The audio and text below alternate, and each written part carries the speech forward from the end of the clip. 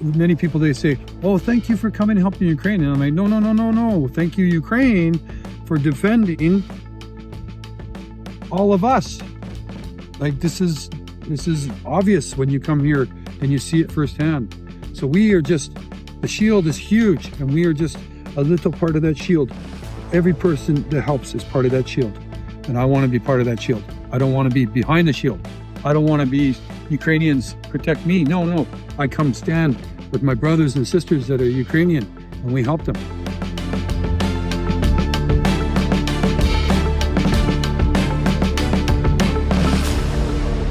Всім привіт! Я Дар'я Онищенка, і ви дивитесь «Час готовності» Time of Readiness. І я продовжую розповідати історії унікальних іноземців, людей, які протягом всіх років повномасштабного вторгнення активно підтримують Україну і допомагають нам йти разом до перемоги. В цей раз я побувала в місті Харкові і зустрілась з унікальним канадським волонтером Полом Г'юсом, людиною, яка приїхала в Україну на самому початку повномасштабного вторгнення. Власноруч провела вже майже 1000 евакуацій людей з прифронтових територій, передає, збирає кошти, величезну кількість медичної допомоги, евакуює бездомних тварин, влаштувала в Харкові справжню маленьку канадську волонтерську фортецю, надихає інших і вірить в те, що Україна стане частиною Європи, що Україна виграє цю війну. Окрім того, до Пола приєднався його син Мак, який, на жаль, зараз поранений, перебуває на реабілітації. Дуже захоплююсь, дуже вдячна людям, які продовжують вірити в нас і в нашу перемогу. From 40 different countries only in who live in Kharkiv and No, volunteer. they come here to work with us. Okay. Yeah, they don't live here. They come and they go. And do you have other Canadians here? There's some other Canadians that come sometimes. Yeah. Fort Canada. You're in Fort Canada. Little Canada. Hugs Garage, Hugs Hub, Hugs, Help Ukraine, grassroots support. Well, I'm still here because Ukraine is still here and Ukraine is still fighting the war. And, you know, you come to be part of the shield.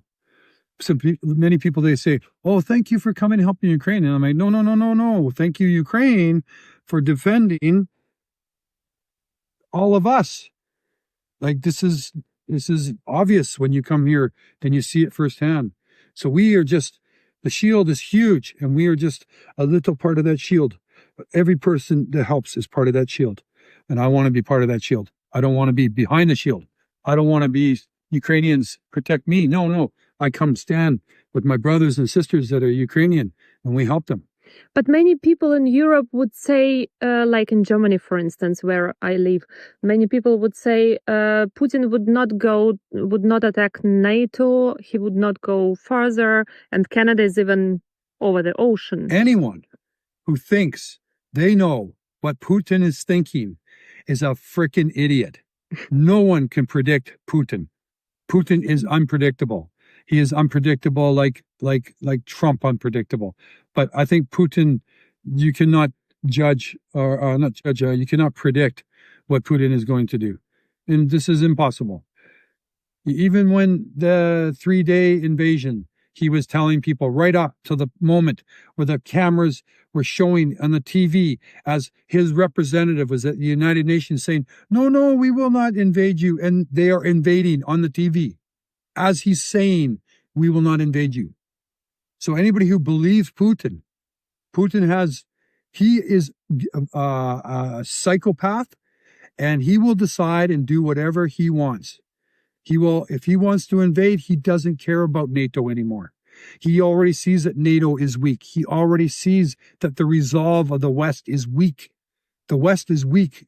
Europe is weak. The United States now is very weak. Canada is weak. People who are part of that are weak. They have not seen war. They do not understand what's at risk now. They think, oh, we're safe because we have some distance away and Ukraine is fighting.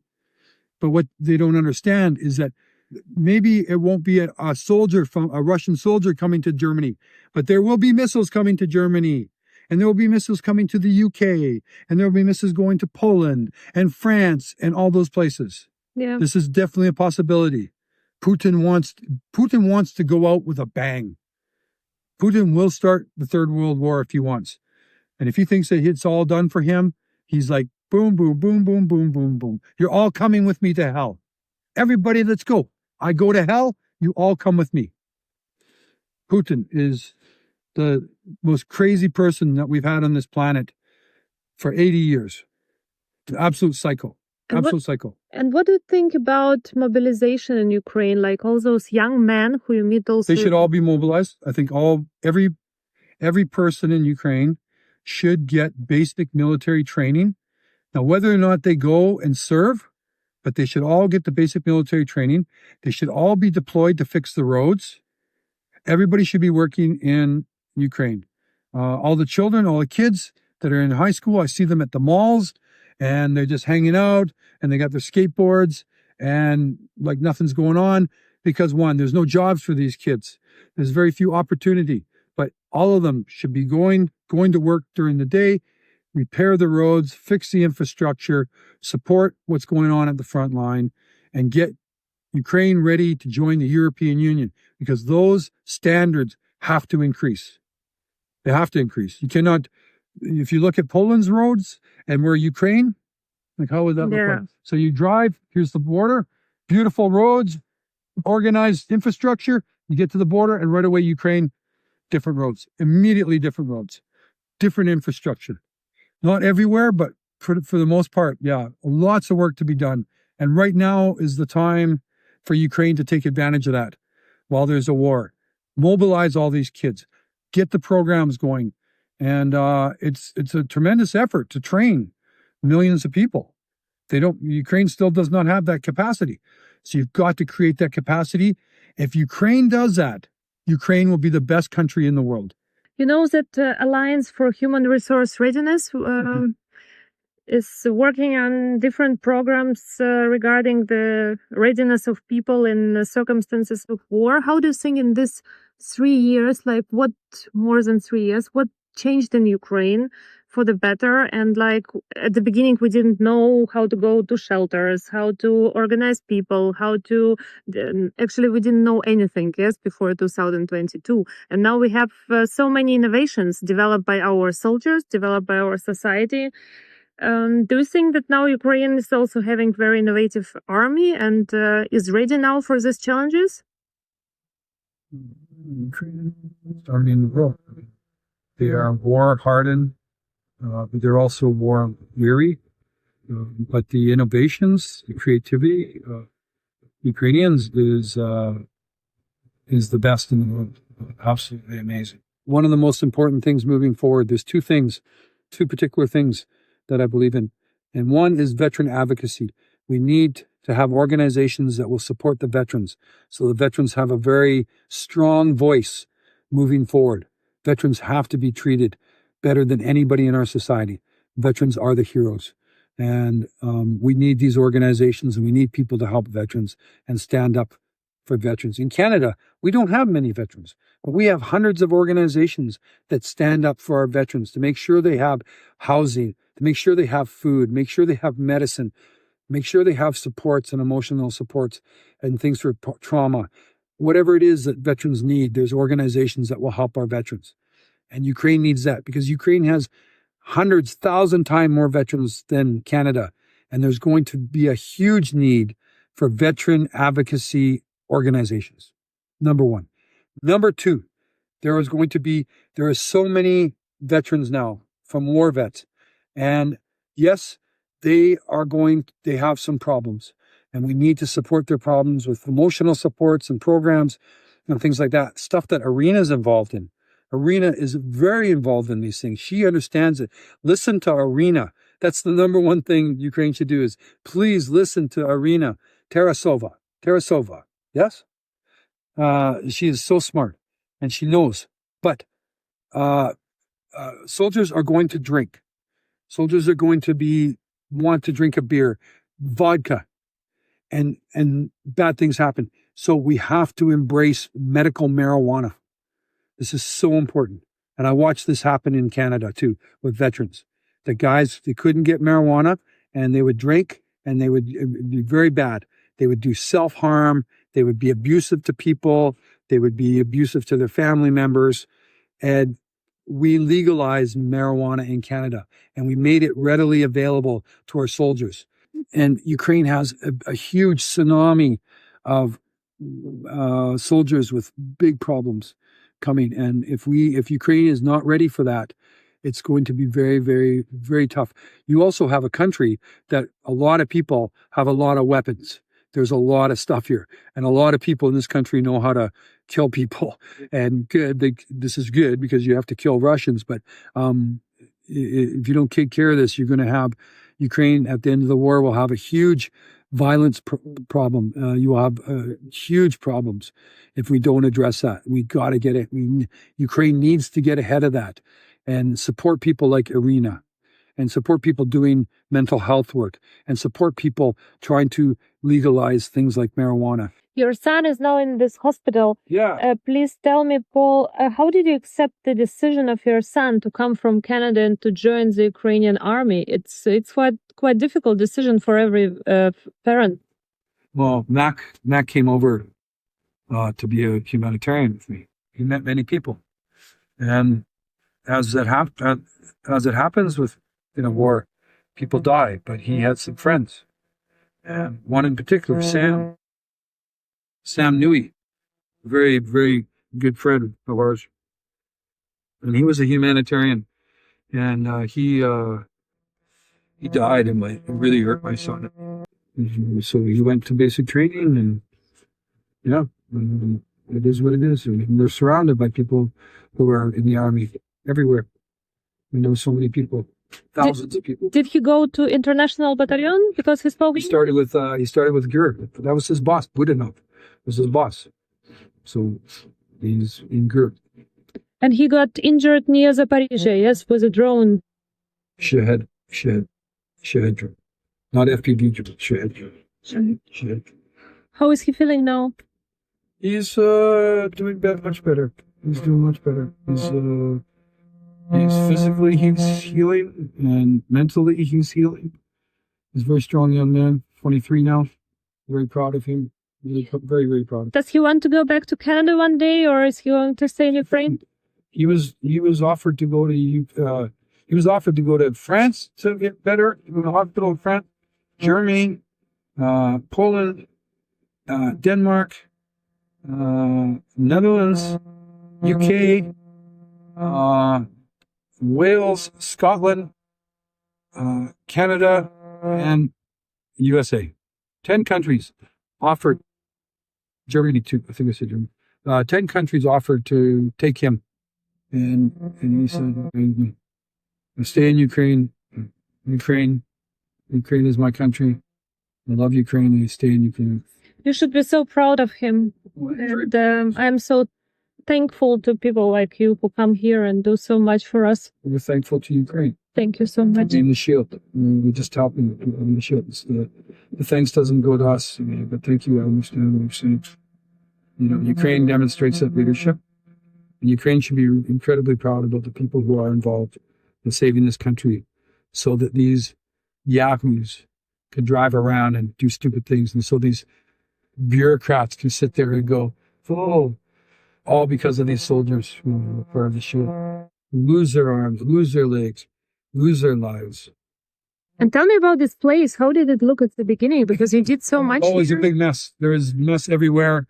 There was rats and mice living here. It was completely disheveled, and we gutted everything. We painted things. We put in the door. We built shelves. We brought in tools. There wasn't one tool here when we first came here. No tool. Nothing but surgery.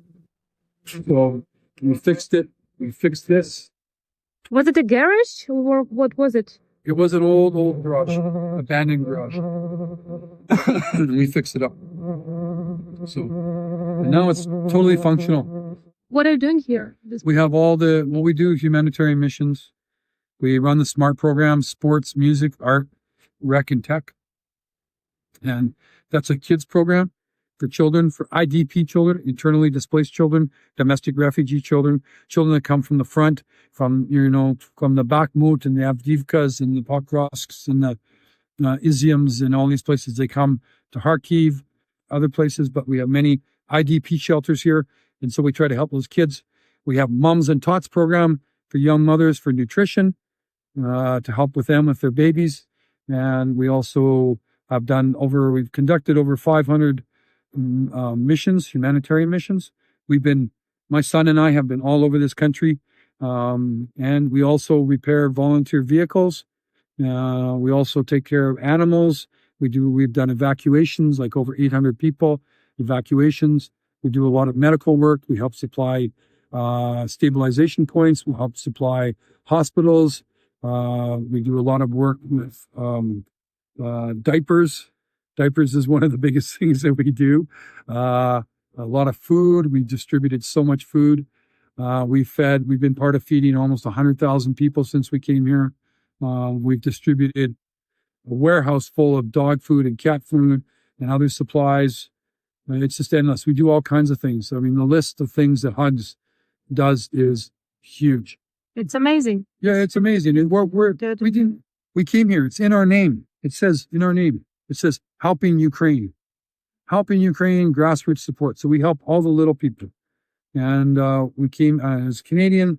I am very proud of what I do in Canada. My history with my family and most Canadians is we step up and we help. We try to help. And in Canada, we love Ukraine. We have a lot of respect for Ukraine. Have you been to the army before in Canada? I was in the military. I was in the Princess Patricia's Canadian Light Infantry. Yeah, PPCLI. I served in Germany during the Cold Beer War. Oh. I call it the Cold Beer War because there was no shooting. I never shot anybody and nobody shot me. All we did was drink beer. Cold Beer War. No one died during that Cold War. It was a Cold Beer War. But I served my country for 4 years. And then people say, oh, Paul, you're very strict sometimes. We're not in the army. And I'm like, army? What do you mean army? I said, army is here. I'm a hockey coach. I'm hockey. Like, go, divide. Hockey. So, yes, army, yes. But even more is hockey coach. Canadian hockey coach? Yeah, we get shit done. I also read that you have been captured by Russians during one of the evacuations. When was it? July 2022. Yeah. And how did it happen? I went down I got contacted by some people from Holland that said there was a little girl, 6 years old, down in Zaporizhia that needed to get to her mom in the Netherlands. So, of course, I said, we'll help with that. We can do that. We have a reputation that we never say no. We always say yes.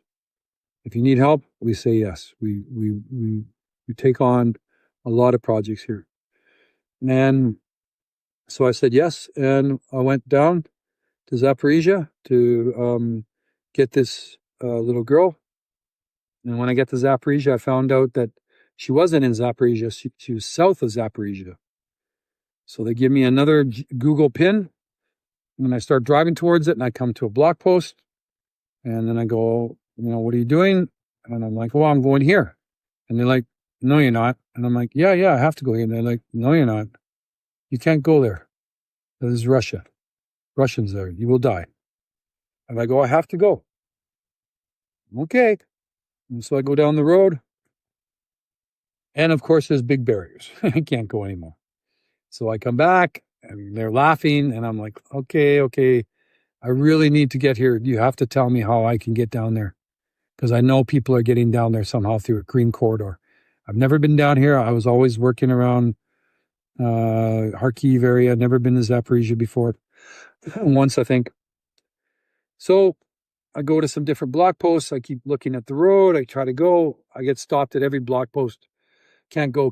And then finally I get in an argument. I go, I have to go. And this policeman says, listen, come with me. I will take you. They take me to a place where you can get signed up and get into a green corridor. And they go, you can go in 3 days. And I'm like, no, I'm got to go now. I have to go immediately. They talk some more. Okay, you will go on the next one. It doesn't go until tomorrow morning. So get some sleep. Park your car there. You're first guy in line. We go tomorrow morning. So I get up. Sure enough, We're ready to go. And we go follow in a packet of vehicles, many vehicles. And then we get to the last block post, Ukrainian block post, and the police car just pulls over, and all these cars just start racing because go down this hill, and on the other side, that is where the Russians are, I guess. I don't know this, but we go there. I was the first car. Now I'm the 10th car because they all passed me. So, but there's a lineup. And a Russian car comes by, and Zed on the side, and he goes by my car. I'm sitting there in my van, and the guy can see the guy goes by, and then all of a sudden, slams on the brake, backs up, and windows over, and I'm like this. And they start talking to me, and I'm like, hello, hi, how are you? And from there, grab me, boom, boom, boom, boom, boom, boom. And then I'm being interrogated for 8 hours and many things. And how did you manage to escape? I just ran away. No, they'd shoot me. One guy comes in at the end, and he's the big guy. And I think maybe this is the guy that will kill me. And he grabs his chair and he leans in and he looks at me face to face. So you're from Canada. What do you do in Canada? He has okay English. I'm like, I'm a farmer. And he's like, I am a farmer. Oh, and starts talking to me about farming. So this is good. He's being nice. He's friendly. He's like, whoa, he's very proud of a farmer, and I'm very proud farmer. So I've got things to say to him too. You know, he's talking to me, so I gotta keep talking. I don't know. And then he goes, Canada, do you like hockey? And in Canada, we have a song that starts off with, oh, for Canada, do you like hockey? And there's a whole song like that. And the way he said it was just like that song. And everything I had to not laugh. And I just looked at him and, yes, I'm Canadian. I like hockey very much. Oh, who is your favorite player? And I'm like, Russian hockey player. Ovechkin? And he's like, Ovechkin shit. And I'm like, oh, Trechak? And he go, oh, Trechak. Oh, Trechak good. And so to this day, I still say, Ovechkin almost got me killed. And so he calms down. He fucking right away, Ovechkin, shit, he was mad. And I'm like, fuck, he's just gonna shoot me. And then, and so we talk some more. And then he asked me if I smoke, and we go from smoke, and we talk. And he's okay. We will let you go. And I'm like, he goes, I must go. Okay. He goes, I must go. Okay. I shook his hand, Russian, shook his hand. You know, I don't like Russians, but I think I have a soft spot for that particular guy. He's probably not a good guy, but he did kill me. And now I would definitely be dead. And he goes, I must go. So he walks away. And as he's walking away, I'm like, they took all of my stuff.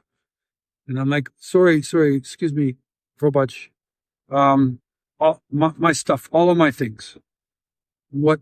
And he goes, you will get more things. Okay. So he walks away. There's a guy at the door. Go inside. And we kind of walk in and look at all the guys there. Right? Looking at them. And there's my bag and there's all my stuff on the floor. And then walking in there and I grab my bag. And I start filling my bag up and looking at these guys. And nobody's stopping me. So I'm like, okay, I'm going to get my stuff now. And I had 200,000 hryvnia. And it was on the table. And I got my money back too. They gave me everything back. That's amazing. They kept my medals. They kept my passport identification. I have a little metal things that I keep when I was in the army with me, and they took my very best phone charger. But everything else I got back. That's amazing. You were really lucky. I'm very lucky. And now this would not happen. I would be probably dead for sure. Very, very lucky. And then they let me go, and I get into the car, and I'm like, holy, I could go. I'm about to start my vehicle. And I think I have nothing to show that I was just interrogated by these Russians, and I might drive and another Russian might get me and take me to his place, and maybe they will kill me.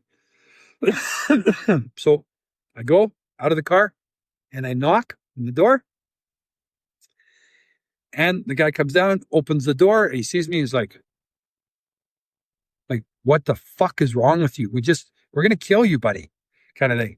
And I'm like, sorry, probach, document, stamp. And he's like, oh, shuts the door, gets it, comes back, gives it to me. I'm like, oh, thank you. Slams the door. Okay. I go. What about the girl? I drive a little ways. Oh, there's no cell service. Nothing. No. I drive some more. I see one of the guys that when I first came over at the Russian block post, there's a guy there. He's like, oh, hello, the Canadian man. Hello. And he's my long lost brother. Oh, hi. Like we're friends. And I'm like, oh, hi. And he's like, oh. And I go, phone. And he goes, oh, come, follow me. And he was driving a red Lada. So I follow him, and he stops, and he's like, and I'm like, do. Oh, got the signal. Thank you. Good. And I check, and there's a message from the people with the little girl, and they're a kilometer away. And so I drive down there, and I stop, and it's all abandoned and blowing up buildings, and I look. I don't see anything. I'm like, hello. Bonk. I'll see somebody looks out, and I see, and they come up, around. They've been traveling for 10 days. So you really managed to get them out. I throw them in the van. We're about to go. I'm loading them up. All of a sudden, mortars, boom, boom. They're trying to hit us, mortars. Throw everybody in, drive, madman. Bombs. I got some video, and Crazy. I get out and get away, and we come to the first back down the hill, and there's the first Ukrainian block post, yeah.